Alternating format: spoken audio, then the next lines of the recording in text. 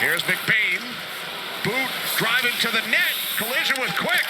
And the net comes off, and then Quick goes right back at the 20-year-old Boot. Jonathan Quick in the middle of this. Yeah. He's got to stay healthy. Yeah, he's got to stay healthy, but he's got to stay. We got to man up here, boys. Now, Boot is 6'5", 210, and he skates like he's 5'10", 180 pounds, and he backs his way into the veteran Jonathan Quick, and Quick takes exception. And he looks up at the big board to see exactly what happened, and Jonathan Quick, the spirit from the back end here, as Boot goes in and backs into Quick. And all hell breaks loose as Jonathan Quick right smack in the middle of it all. Boot has been sent to the penalty box. There's one more look.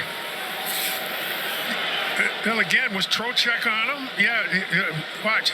There is some contact, but we have seen this time and time again.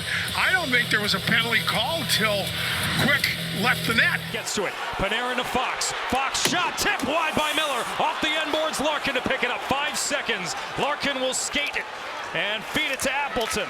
And that will take this game to the end. And a home loss for the Rangers in a game where they got heroics from their goaltender. And a skirmish breaks out after the final horn. Quick is involved. Everybody off the bench.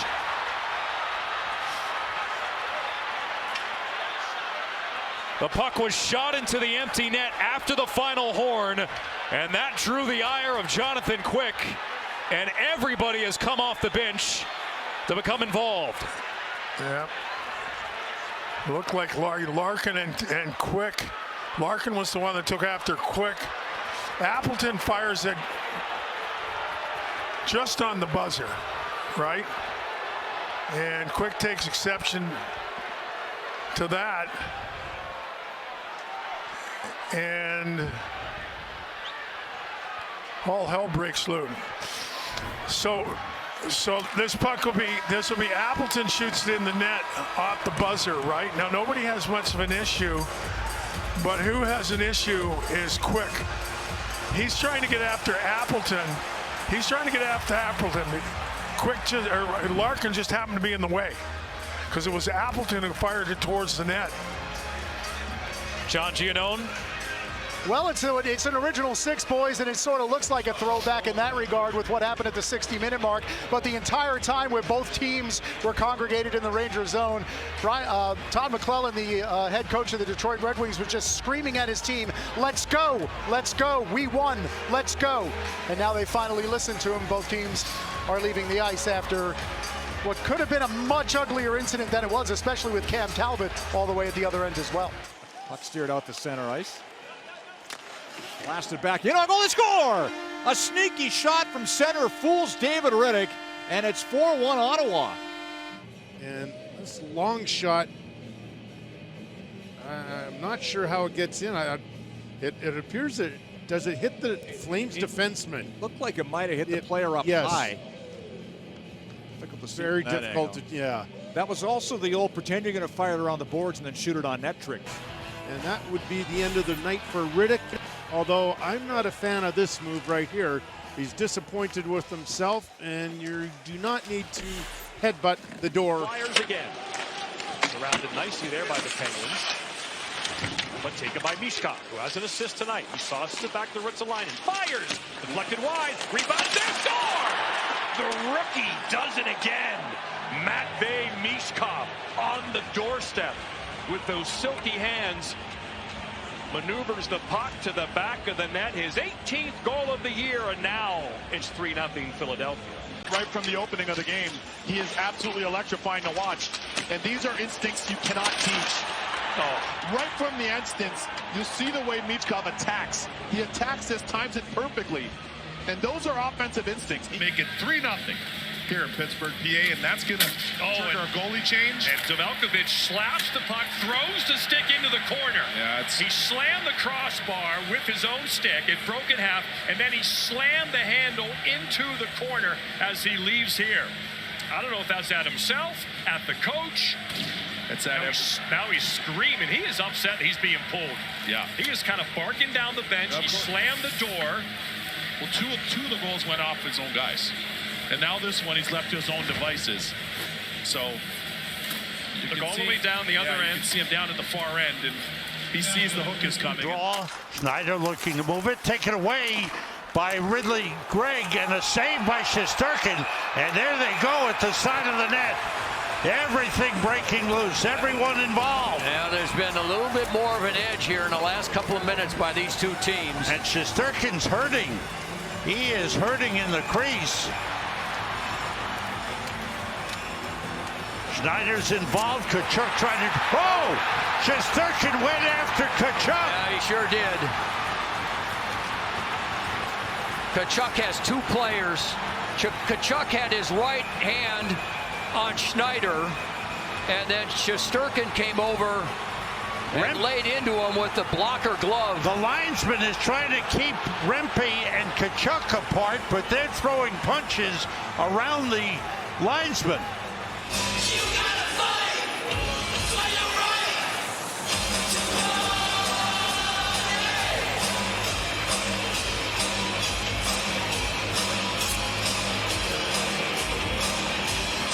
A former first-round pick. He's going to make it 4-1 here late, and that's all she wrote. The Rangers take it on the chin. The frustrated Igor Shesterkin as the Rangers head off. Another one-touch pass from Kucherov, who's in the slot. Point scores, and it's 4-1. Back-to-back power play goals, and Kucherov is having another night. Is he ever? I mean, it's just a clinic out there on support and puck movement. And unless you're taking away those lanes across the ice, they just pick you apart. That one hard pass across was too much for Steven Stamkos, but a second play there as Samsonov comes flying across thinking it's going to be a one-timer from Kucherov. This one, a little support pass, a quick little dust-off. And that one, once again, Samsonov sliding to his right, can't get there, and that's the end of the night. Back-to-back games against the Tampa Bay Lightning, and a frustrated number 35 has just seen the play in front of him going side to side to side, and he didn't have an answer. Down to a minute remaining on the power play. Gostisbehere to the far side, back across, too hard for Jarvis. Gostisbehere with it once again, to the far circle, score! And sends the Hurricanes to the second round. It stopped 45 consecutive shots. Well, it wasn't the prettiest of power plays, but when you have 4 minutes, you have to remain patient, and the Hurricanes did just that. Eventually, they get the look that they want, and it's the one-timer from Aho on the flank. You see the frustration on Markstrom. He did all he could to give his team a chance. Wouldn't be surprised, a couple of stick handles and a quick shot. You guys called it. We're going to see the kid here, Lecker-Mackey. What a goal! Jonathan Lecker-Mackey. Hey, hey, what do you say? Vancouver gets it done. 30 minutes a game next game, but they just continued to battle back, and to be down like that, Lecker-Mackey answers. You get down again, you score one with your goalie pulled. I mean, the belief never gave up for Rick Tocchet's group. Jake Gensel, and now here's Kucherov over on the right side. Up top to Hedman, 20 seconds to go, the man advantage. Into the middle, here's Point across. Bang! Try now into the slot again. Point scores! Brayden Point with another power play goal. And this one's a rout. 6-1. Wow, the efficiency level of this power play, outstanding. A lot of different looks. Kucherov on the left side. Then he goes back on the right side. And they look at him and go, Kuch, go anywhere you want. We'll make adjustments. So look at that efficiency level. from down low at the net. That one almost went in. Retrieval. Backhand pass by Kucherov into the slot. Off to Braden Point. The goaltender's just getting dizzy. There's no way you can come out and try to confront Gensel in the front of the net and get over to the net on the far side. Straight away as we go back at even strength. That's blocked in front by Mishkov. Those 2 shots on goal, the first 20 seconds, the only shots they had. And the Ducks come back and score. They bring it up the ice, and Mishkov shoots it in from the far wing. It's 2-1 Anaheim. Yeah, look at, they're going to get Joel Hofer going, I think, here. Yeah, Joel Hofer's going to get undressed. Yeah, right there. Jim Montgomery, he looked at the replay, and he went right to Joel Hofer. There was no hesitation. 2 shots that beat Binnington, one on the short side, and then one on the glove side. You're going to see Mishkov, he's going to come down here. He's out of gas at the end of his shift, and it's just 1v1. Beats him right across the body. Looks like he went low blocker on him. Yeah, Binnington, look at his angle just a little bit off there. You see that? He allows that gap to his right, and then you're going to see Jim Montgomery. He said, yeah, you can't have that. Mincing words briefly, and then he went right to Joel, gives him the nod, tells him to get his equipment ready. And Joel Hofer, who 2 nights ago posted a shutout against the Utah Mammoth, stepped away. We saw Jordan Binnington get pulled. Here's the first goal. It looked like it went off of Fowler's stick, so that one was deflected in, took a change of direction, and then right there you're going to see on the far side, that's post in. I mean, that's a heck of a shot, too. You know, Jordan Binnington, he gets pulled, and here's his reaction right there. Clearly not happy. And, you know, Curbs, this is a competitive young kid that wants to be in the net, and quite frankly, if he's my goaltender, I applaud that because you want somebody back there with fire. In front, Zuccarello has Eriksson, got it through, they score! He found Hartman! And the Blues, Binnington coming after him! Hartman skated through Binnington's area and clipped him on the way by in celebration. And Fleury's over there. Come all the way down to drop the gloves, but the linesman has a hold of Binnington. Oh, let him go! Holy jumping! Marc-Andre Fleury trying to get at him, but the linesman won't let him.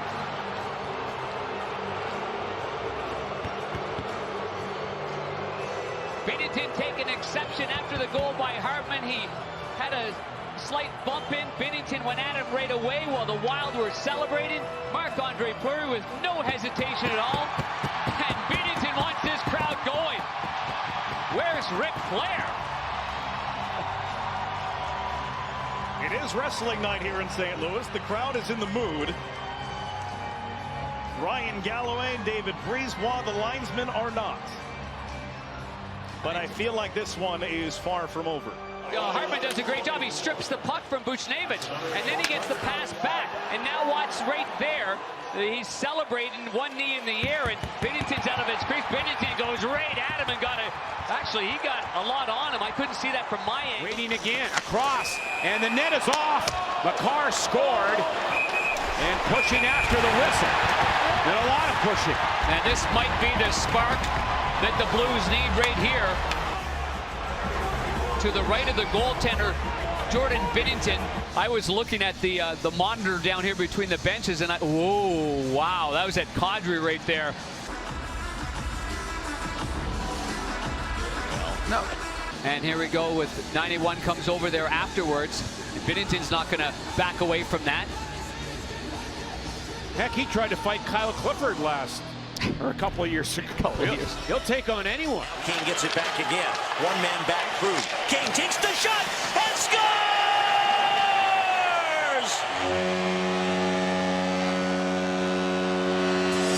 That's 2 for Evander Kane tonight. Like, isn't the look like? Not sure how that went in, but it went in because he hustled in the defensive zone. Right here. Right there, he wins the puck.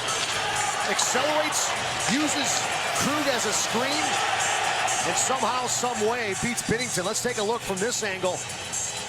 And a little deflection again off Krug. I think that was all it needed to kind of throw it off from Binnington to lose sight of it for that split second. He goes over the short side on the glove. Shoot for the glove side, right? It seems like both these goaltenders are getting beat tonight out with a glove, but That's just good hustle defensively. It leads to the chance, and you get some breaks once in a while. Now Binnington going over to the bench here. And are we going to have a goaltending change? I believe we are, as the backup goaltender, Ville Husso, is getting set. He's not seated on the bench. There's not enough room on the visitors' bench here at SAP Center for the backup goaltender. So Ville Husso in the tunnel is coming back out. Now Binnington getting after it with Dubnyk. As Dubnyk and Binnington come together on Binnington's way off the ice. Well, Erik Karlsson in the neutral zone. I'm not sure what happened, but Binnington went after Karlsson. And then, obviously, Devin Dubnyk came out to say something to Binnington. I thought they were going to drop the gloves. Minor penalty on sportsmanlike conduct. Unsportsmanlike conduct, I believe, was just given to Binnington. And that will put the Sharks on a power play here. And here's where Binnington takes his swat right there at Karlsson. And I'm not sure, he's just upset getting pulled. Now he's talking to Dubnyk as he's going off. I'm not sure I'd want to tussle with Devin Dubnyk with the size of him, and that's probably why Binnington heads for the shower. Obviously, he'll be parked over there outside the glass. That's where they sit, as you mentioned, Randy, but